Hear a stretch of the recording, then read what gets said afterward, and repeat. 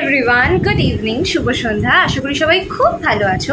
আর যারা একটু ভালো একটু খারাপ আছো আমার মতো, তাদেরকে বলবো লড়ে যাও, we are together in this. একটাই জীবন, ভালো করে বাঁচতে হবে। আগের দিন তোমাদের সাথে ক্ষমা করা নিয়ে আর রাগ সম্বরণ করা নিয়ে কথা বলছিলাম, কিন্তু আজকের যে বিষয়টা, সেই বিষয়টা নিয়ে শুনতে গেলে কিন্তু একটু ধৈর্য লাগবে। কেন জানো? কারণ আজকে কিন্তু আমি ধৈর্য নিয়েই কথা বলতে এসেছি। আচ্ছা, তোমাদের মধ্যে কতজন মানুষ আমার ভিডিওটা ধৈর্য সহকারে দেখো বলো তো? আমি কিন্তু কোনো কমপ্লেন করে এই কথাগুলো বলছি না, আমি বলছি কারণ আজকে টপিকটাই হচ্ছে ধৈর্য। আমরা কতটুকু ধৈর্য ধরে রাখতে পারি বলো তো কোনো বিষয় নিয়ে? মানে ধরো, এই যে আমরা ইউটিউবে ভিডিওস দেখি বা কোনো মুভি দেখি, কতজন কতটুকু ধৈর্য নিয়ে দেখি, কতটুকু ধৈর্য রাখতে পারি, সেই নিয়েই আজকে আবার কথোপকথন। তো চলো আজকের কথাবার্তা শুরু করা যায়। ক্ষমা করতে যেরকম সাহস লাগে, ঠিক সেরকম ভাবে ধৈর্য ধরতেও কিন্তু সাহস লাগে।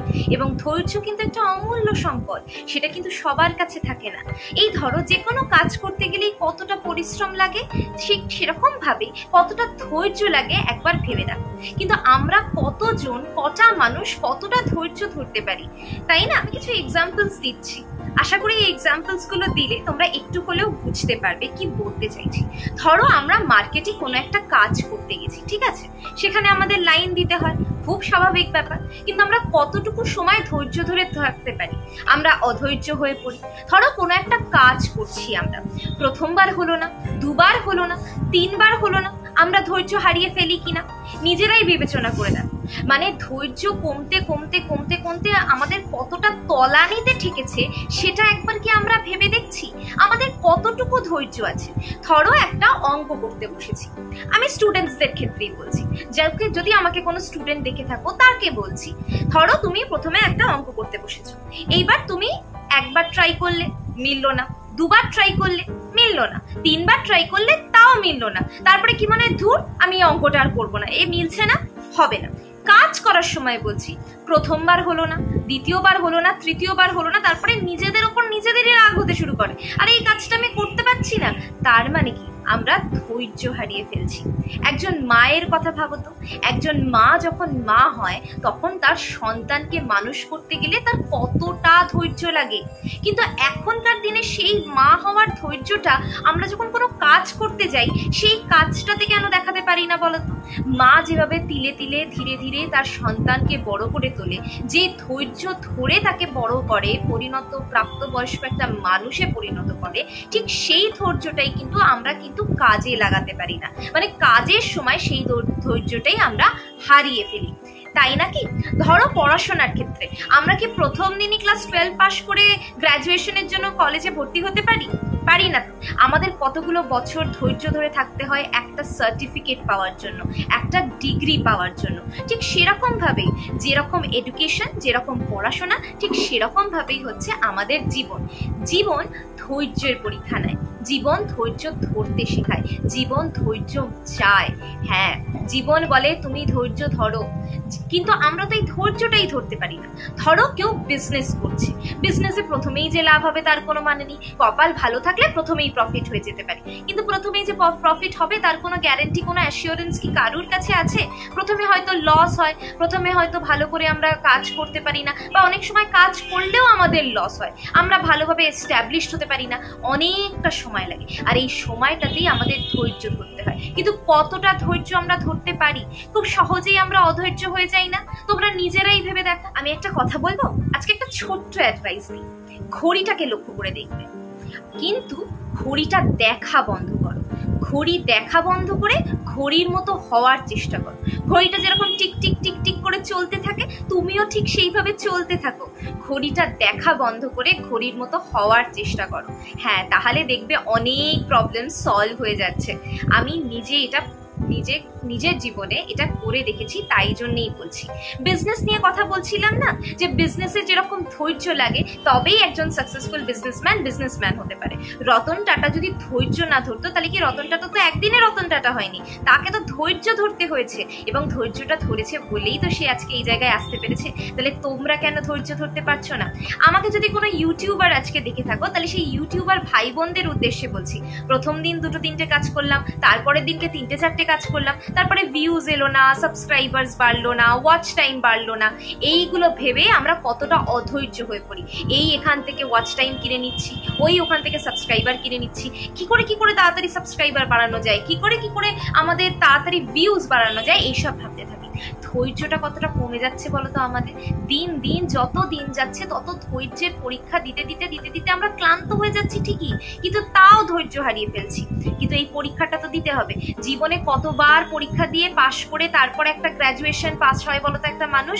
কতটা ধৈর্য ধরলে তবে একটা মানুষ এডুকেটেড হয়। আচ্ছা, আমরা এতটা ধৈর্য ধরতে পারছি পড়াশোনার ক্ষেত্রে, কিন্তু জীবনের ক্ষেত্রে, কাজের ক্ষেত্রে এই ধৈর্যটা ধরতে পারি না কেন বলতো?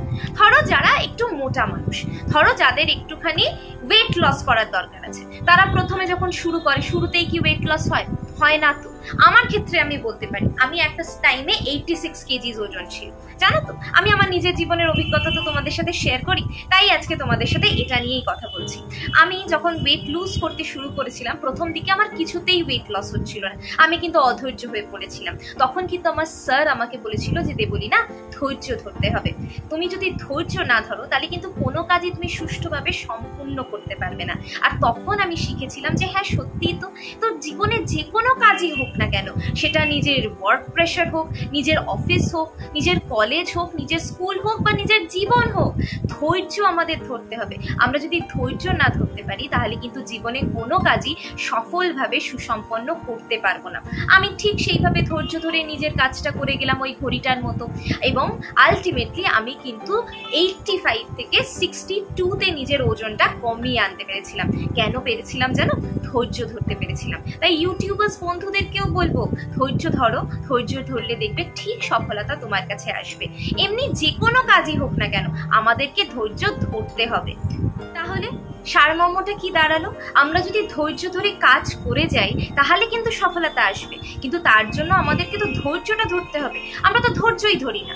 ধরো আরো আমি এক্সাম্পল দিচ্ছি, আমরা যারা বাসে ট্রেনে যাতায়াত করি, প্রথমে একটা ট্রেন মিস হয়ে যায় বা কোনো সময় বাস মিস হয়ে যায়, আমরা অধৈর্য হয়ে পড়ি, আমাদের লেট হয়ে যাবে, কিন্তু আমাদেরকে তো ধৈর্য ধরতে হবে। সেই সময় ছটফট করে কি আলটিমেটলি কোনো লাভ হবে?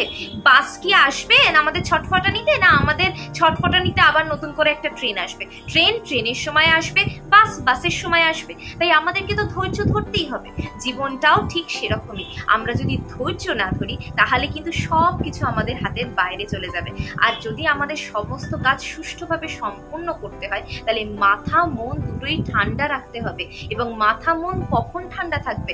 যখন আমরা ধৈর্য ধরবো। ধৈর্য ধরে সমস্ত কাজ যদি আমরা আস্তে আস্তে করতে থাকি, যদি আমরা এগোতে থাকি একটু একটু করে। ইংলিশে একটা কথা আছে, slow but steady wins the race. সুতরাং আমরা যদি এইভাবে কাজ করতে থাকি তাহলে কিন্তু আমাদের সমস্ত কাজ সফল হবে।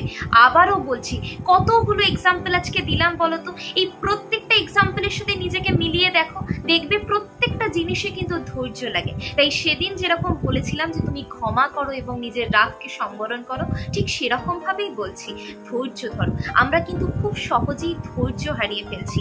যত সময় এগোচ্ছে, যত সোসাইটি এগোচ্ছে, তত বেশি আমরা ইমপেশেন্ট হয়ে পড়ছি। আমাদের কাছে সময়টা বড্ড কম। 24 ঘন্টা না হয়ে যদি 25 ঘন্টা হতো তাহলে বোধহয় বড্ড বেশি ভালো হতো। কিন্তু দুঃখের বিষয় আমাদের কাছে তো 24টা ঘন্টাই আছে, কিন্তু তা হলেও ধৈর্য ধরতে হবে। ধৈর্য না ধরলে কোনো কাজই সুসম্পন্ন হবে না। ধৈর্য না ধরলে আমরা কোনো কাজই কিন্তু কমপ্লিট করতে পারবো না। তাই বন্ধুরা, আজকে থেকে চলো আমরা দৃঢ় প্রতিজ্ঞা নিই যে আমরা ধৈর্য ধরবো এবং নিজেদের কাজ করে যাব। ধৈর্য ধরে যদি নিজেদের কাজটা করে যাই, মাথা ঠান্ডা করে যদি নিজের কাজটা করে যাই, তাহলে আমরা সফল হবই হব। যদি আমরা ধৈর্য ধরি, আমরা যখন ক্রিটিক্যাল সিচুয়েশন ফেস করি, আমরা যখন কোনো কমপ্লিকেটেড সিচুয়েশনে পড়ি, তখন যদি আমরা ধৈর্য ধরি তাহলে ঠিক আমরা সেই সময়টা থেকে বেরিয়ে আসতে পারবো, সেই সময়টা থেকে বেরিয়ে আসতে পারবো। কিন্তু তার জন্য কি লাগবে? না ধৈর্য লাগবে। পরিশ্রম যেরকম ইকুয়ালি ইম্পর্টেন্ট আমাদের জীবনে, ঠিক সেরকম ভাবে ইম্পর্টেন্ট হচ্ছে পেশেন্স, মানে ধৈর্য। যে মানুষটা ধৈর্য ধরতে পারে, যে সহে সে রহে, কথাই বলে।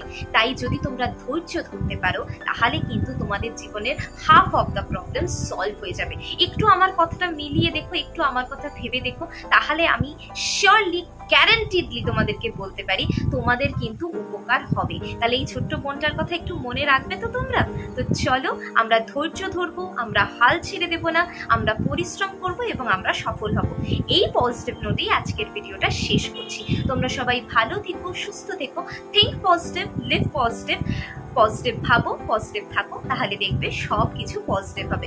আবারও বলছি, বেশ গরম পড়েছে, বেশি করে জল খাও, নিজেকে ঠান্ডা রাখো, মাথা মন দুটোই ঠান্ডা রাখো, আর ধৈর্য ধরো, সব কিছু ভালো হবে, সব কিছু সুষ্ঠুভাবে সুসম্পন্ন হবে।